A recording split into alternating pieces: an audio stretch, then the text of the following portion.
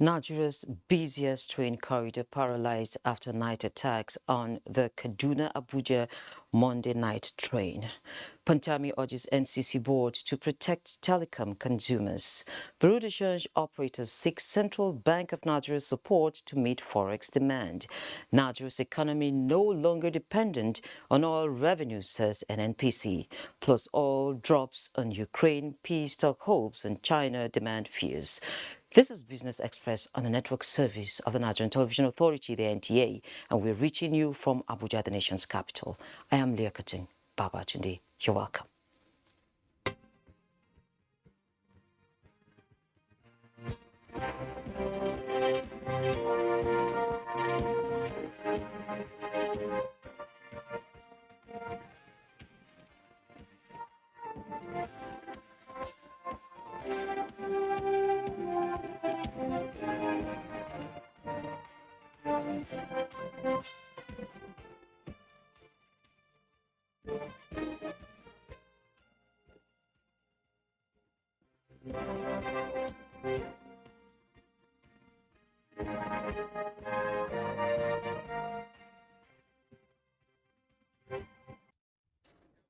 We'll begin the program on a rather very solemn note. The Nigerian Railway Corporation Service confirms an attack on the Abuja to Kaduna train AK9 along Vijayana Dutse axis around 8 o'clock Monday evening. Speaking with the Nigerian Television Authority, the Managing Director, NRC Fidet Ohiria, says security personnel have secured the area and passengers were being moved to safety. Passengers have been recounting their ordeals while loved ones besiege the Kaduna train station and hospitals. The NRC has issued a notice via its platform that its services have been put on hold till further notice. The Group Managing Director of the National Petroleum Company, NNPC Limited, Malam Melikari, says the Nigerian economy had weaned itself of total dependence on oil revenues, unlike what was obtained in the past.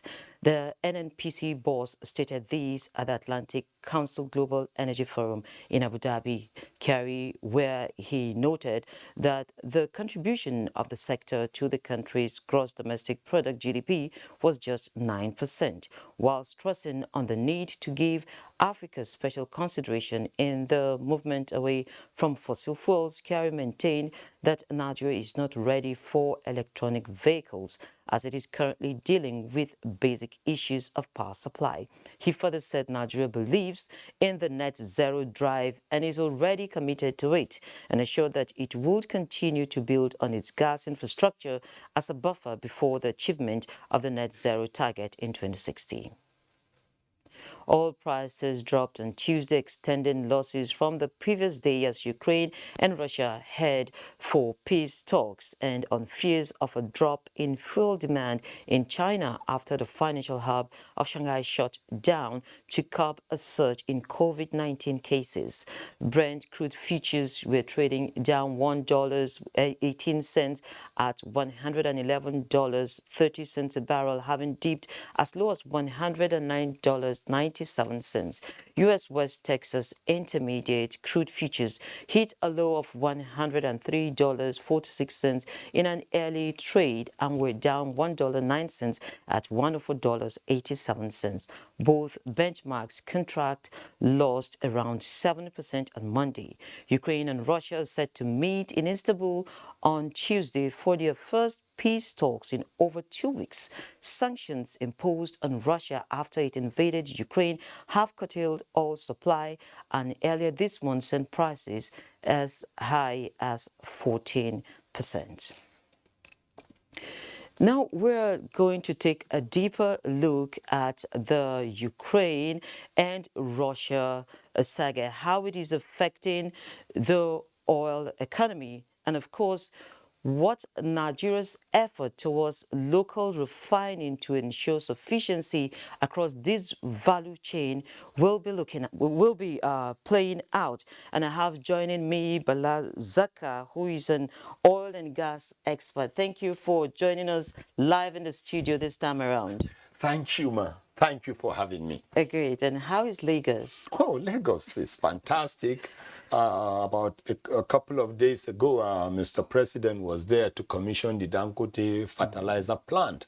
And our belief is just on that. I mean, we are likely to see a boost in agriculture, especially if security is restored in Nigeria and the excess may be sold to the West African region. And that will be fantastic for Nigeria. Okay, a lot of people are wondering, this refinery that everyone Correct. is looking up to, Yes. will it be enough to solve our local consumption problems and demands first? Are you talking about the Dangote refineries or the Nigerian state-owned refineries? No, the Dangote refineries. The Dangote refinery has everything to solve Nigeria's distillates, technically refined products requirement. But we are not going to be fair to Dangote if everything is directed honestly towards Nigeria. I'm saying this because Dangote is a Nigerian. Every country will be very happy if her citizens, whether individual or corporate citizens, develop potentials to be able to come up with products that they sell outside. Because when you sell outside, you generate more revenues. But as a company in your country, you contribute to taxes where your country is going to generate revenues. We have so many countries that construct cars, that are into food processing that we import. So the way they are, if they only restrict everything to their respective countries, they may not generate enough company income tax. So for Nigeria, as a stopgap, Dangote refinery will help a lot. And the reason is very, very simple. You're talking about proximity this time around. Instead of bringing something from overseas, like I tell some people straight away, this is elementary. If we have Dangote refinery within here, Nigeria, and he buys even the crude at international price, because there will be no shipping costs, insurance costs, this is how elementary it will be. Even if we are going to be gaining one naira compared to importing from outside, multiply 1 naira by 50 million liters consumption. That means you will be gaining or saving 50 million naira per day. Multiply that by 1 week. Multiply that by 1 month. After all, if we start buying from Dangote locally, we may be saving probably 20 naira, 30 naira. Multiply that by 50 million naira. So when you look at it from that way, it will definitely reduce what we call shortages. But our expectation is that we should have many Dangotes outside the oil or outside crude oil or refined product. We should have Dangote in health. We should have Dangote in education. We should have the Dangotes in sports and the rest.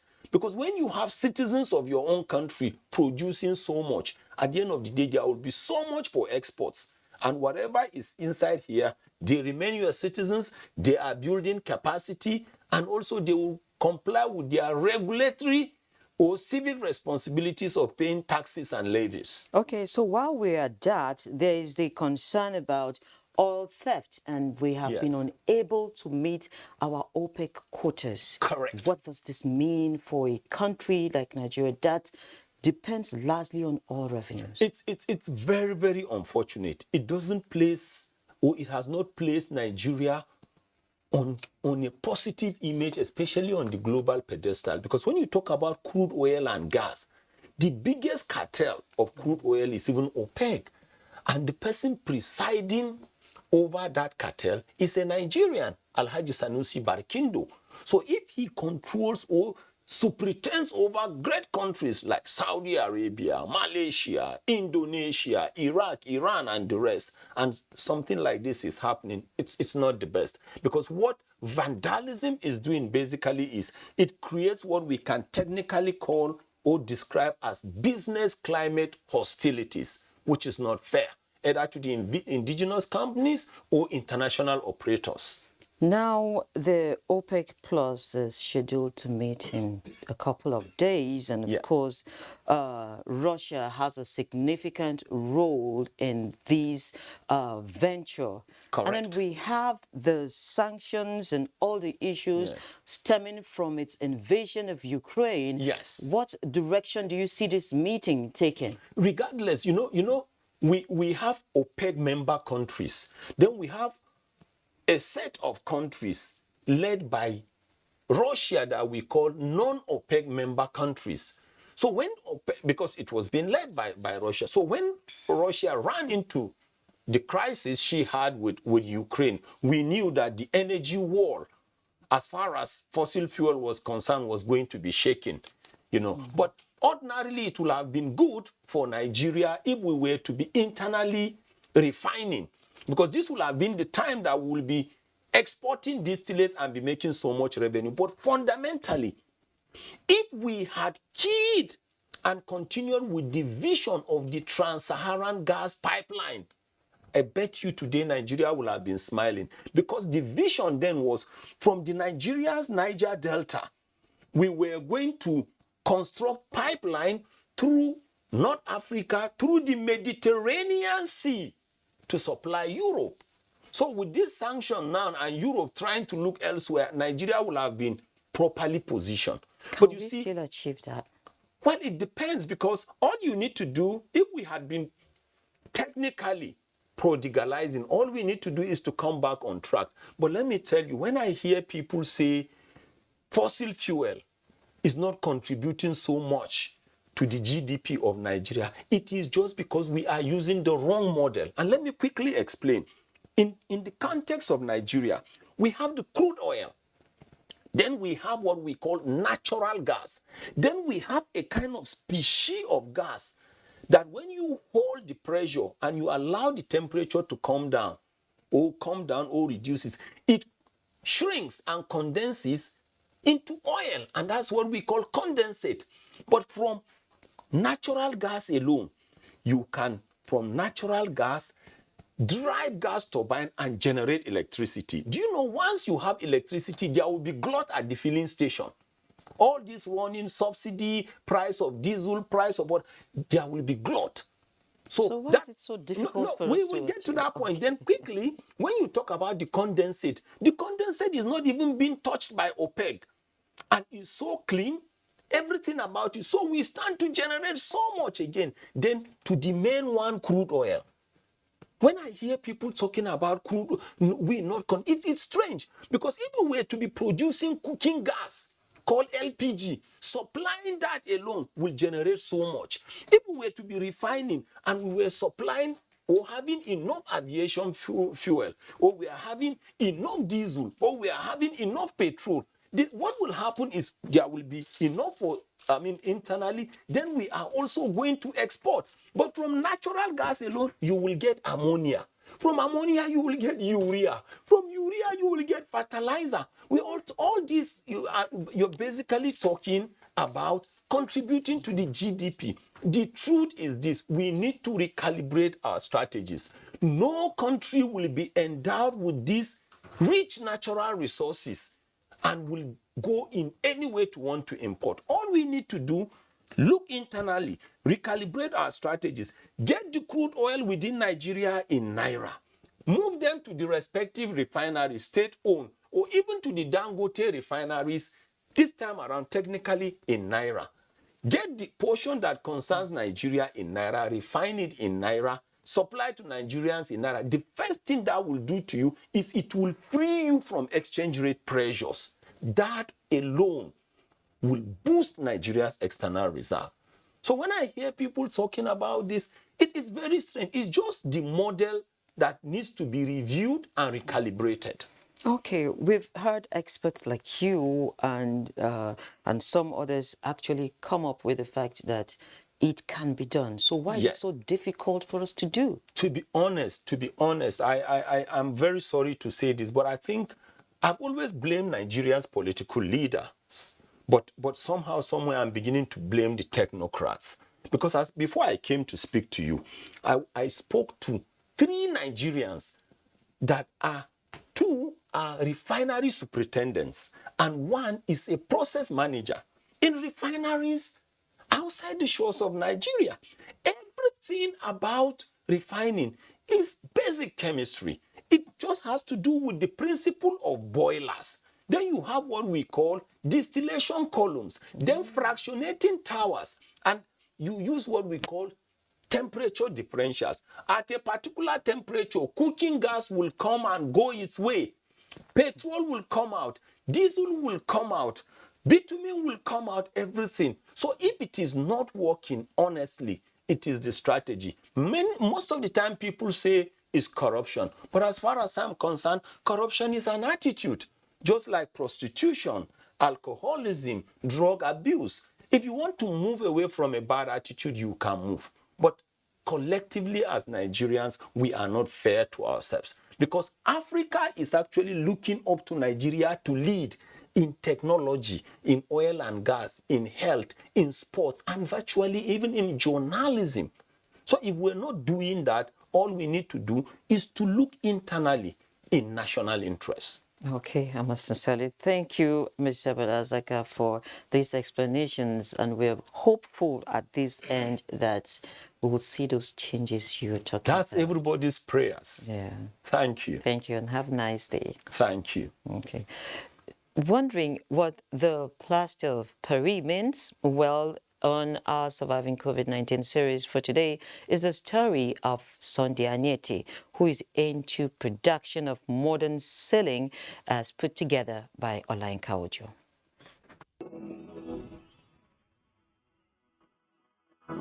Surviving COVID-19 series is brought to you in partnership with the Central Bank of Nigeria. Sunday says he has been producing modern sewing, popularly called POP, as a business for 18 years, which a woman introduced him to. It's a lady who took me there, he just introduced me to somebody. He said she don't want to see me sitting down like that. And she connected me to the person. And the person carried me along and started teaching me. For him, he is enjoying what he is doing. And in the face of COVID-19, the little job he gets has kept him going. Before we entered the COVID, though I was not having work at hand, but the little thing I was managing, when the COVID now come, and they just have to tell every one of us that everybody should just go home and sit back for a while. When everything is down, then we'll come back and continue where we stop. And inside the COVID, though it was a very tough time, but we thank God. Some people, God still used them to bless us a minimum while the COVID was still going on.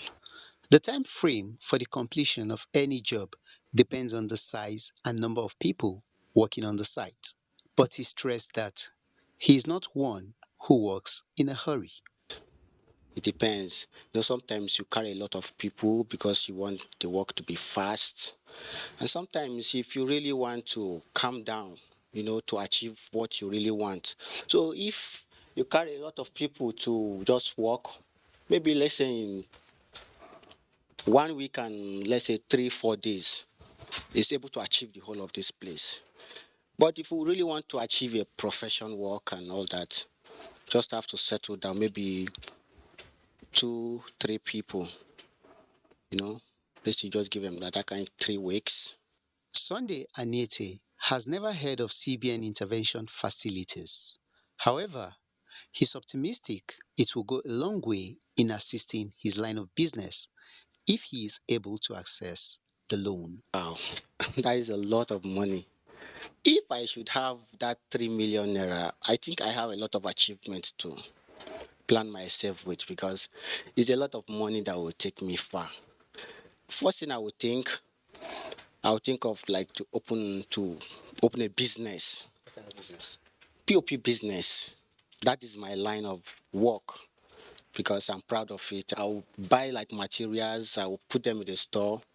If God blesses me with work, I go to my store and I buy materials there. And other people come to patronize. Surviving COVID-19 series is brought to you in partnership with the Central Bank.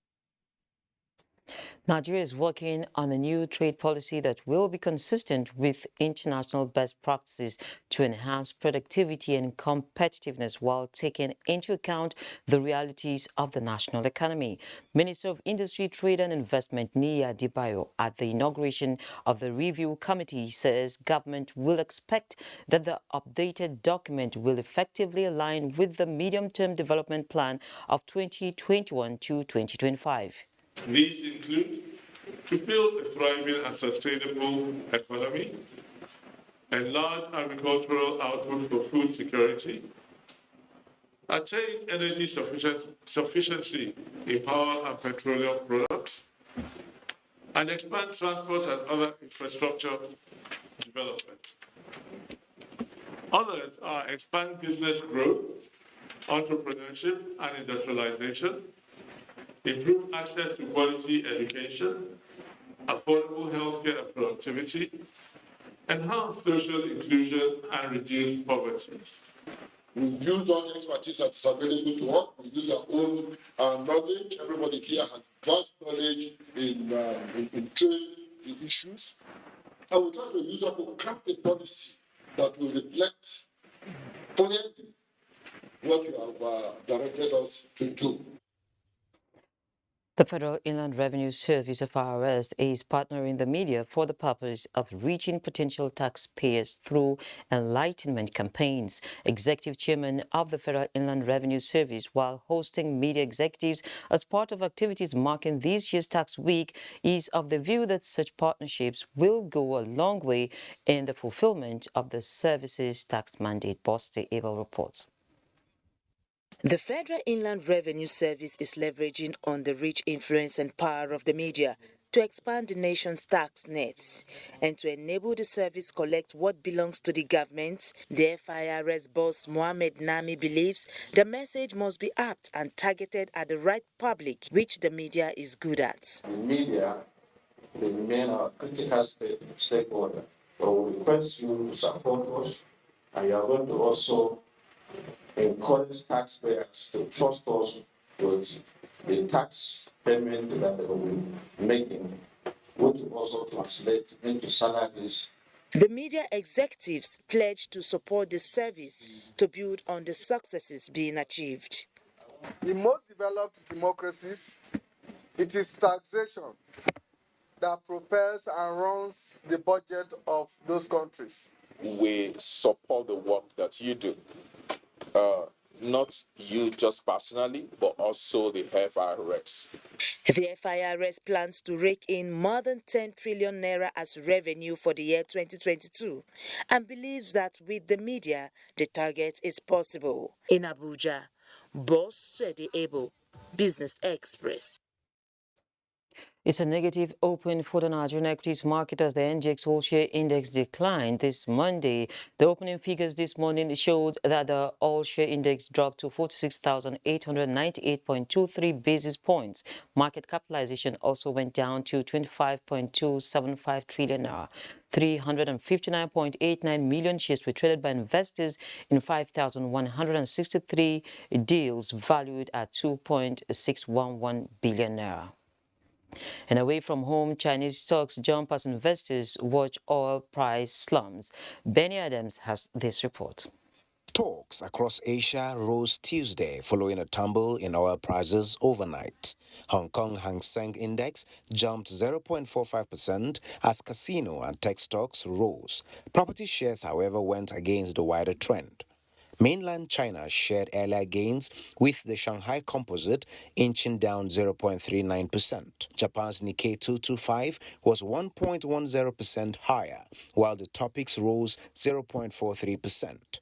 Tech stocks were up, with Sony rising nearly 1% and SoftBank Group up 1.61%. European stocks advanced on Tuesday ahead of another round of Ukraine-Russia talks, with travel and leisure stocks adding 1.9% to lead gains, CAC 40 of France inched up 1.25%, although UK's FTSE fell as all sectors and major bosses entered positive territory. US stock futures were in positive territory on Tuesday morning ahead of consumer confidence data and a big week for economic data.